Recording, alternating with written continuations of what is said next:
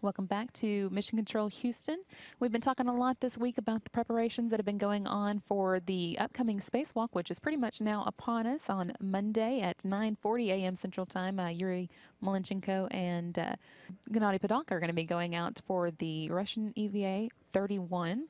And here to tell us a little bit more about that, we have with us Art Thomason. He's an EVA or spacewalk officer, and he's going to go over some of the tasks for that. Good morning. Yeah, in Russian EVA 31, there's going to be three primary tasks. The first of those tasks is going to be to relocate a Strela from the DC-1 or the docking compartment 1 over to FGB. The reason they're doing this is DC-1 is eventually going to be replaced by a new module, so they're getting this Strela off of there. So they'll get that moved over to the FGB. From there, they'll head out to do a satellite deploy. And so that's actually a 20-pound steel ball that they're going to deploy from station or jettison, if you will. And from that, they'll use that to verify math models at how things deorbit back into Earth. From there, their final task is they're going to be installing some protective shields on the outside of station. And so we have a video here that shows a little bit about what they're going to be doing on the EVA. You can see they'll come out of their airlock and then get right to work on the Strela. Now this is actually the Strela that they're going to be moving during the EVA. They'll extend EV2 out to Strela 1 and then retract it. And the Strelas are basically booms, kind of like our robotic arms, but not as similar to our robotic arms. However, these are actually man-powered, so there's they crank with their hands to extend it and move it. So less overhead in operating it. And they're just moving that out of the way so that they can eventually take the piers off the station and replace it. That's correct. And so that's what you're seeing here in this video. So they have two Strelas here. So they're extending one of the Strelas to capture the one that they're going to be removing. So it shows it here, capturing that one, and then you'll see in just a moment they'll actually move it over back to the FGB. So here you see EV2 coming down. They're going to be working together to capture the Strela to be moved. Once it's secure, then they'll move it back over to the FGB. And since we've done this once before, you think it'll go pretty straightforward? I think it'll be pretty straightforward. Both of these crew members have a lot of EVA experience, so I don't expect it to be a problem for them. Okay. And then I guess, whenever they have anything to deploy, that always seems interesting to me. It is, yeah, and especially in this case, it's pretty neat because I think people are always interested in how things deorbit.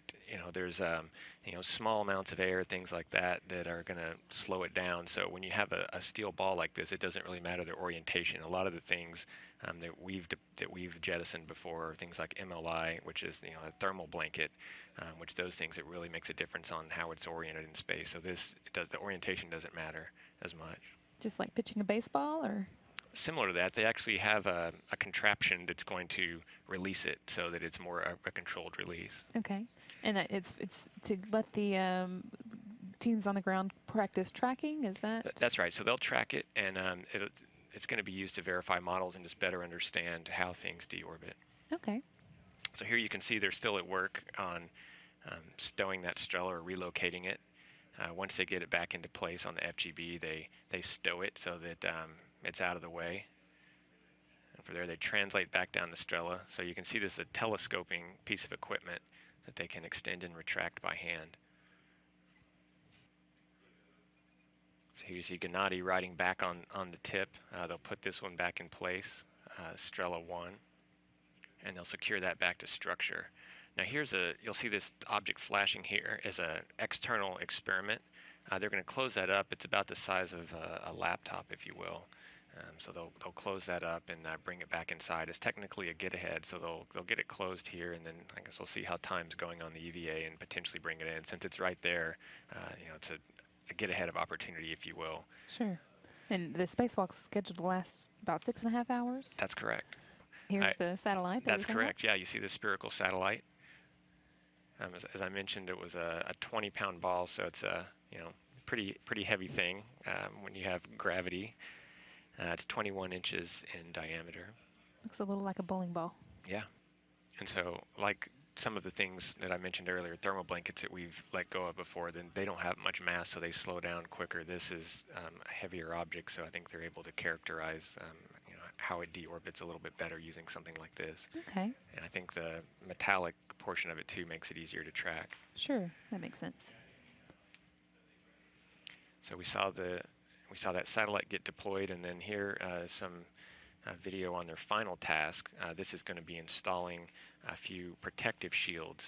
These shields protect from micrometeorite debris on the outside of station.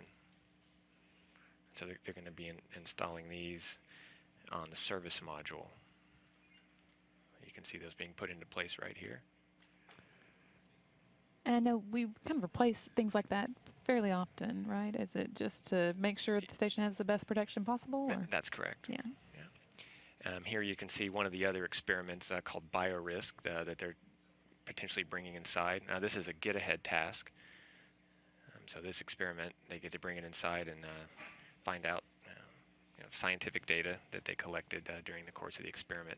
The final get-ahead here is to put struts on the ladder on the outside of docking compartment 1 just to stiffen that up.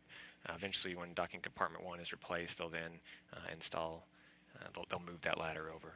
And that's a ladder that's used by spacewalkers when they're out doing correct. these sorts of tasks. Yeah, so right when they come out of the airlock, they climb out on that ladder. Okay. All right. Well, so, this being a Russian spacewalk, how much does the U.S. flight control team here in Houston get involved? For this one, we're definitely not involved in the same level we are for U.S. spacewalk. A U.S. spacewalk, we do the training on the ground, we write the procedures, and then when the crew is performing the task, we're walking them through step by step and helping them with any problems that they run into. For the Russian EVA, they are borrowing a few of our U.S. tools. One of those is the wireless video system, so it's basically a video camera that's mounted to the crew's helmet. So for that, now you'll get to see the point of view of the crew member and watch them work, see what they're seeing.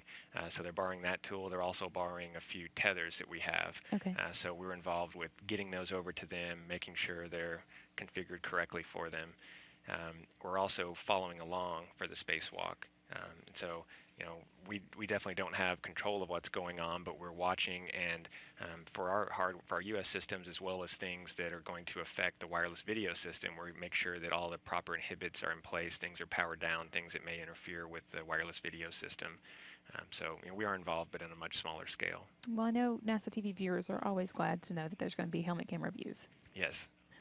Okay. Well, and I know they've been spending pretty much all week getting ready for it, and we're even getting ready already for the U.S. spacewalk that's coming up at the end of the month. I think today, though, they were trying on their Orlons, just doing some final checks and making sure they were fitting right and everything. Yeah, that's correct. It's kind of a dress rehearsal, if you will, making sure that the suit fits correctly. They can make last-minute adjustments, so they don't have to take the time to do that on the day of the spacewalk. They get to translate around a little bit inside their airlock to make sure that they're comfortable in the suit, get a little bit of practice before the real day. Okay. So I think everything's gone smoothly so far in all the preparations, though. Yes. So we should be ready to go on Monday, 9:40 a.m. Central Time. That's correct. All right. Well, thank you so much for coming and talking with us about it. We'll be watching on Monday. Thank you.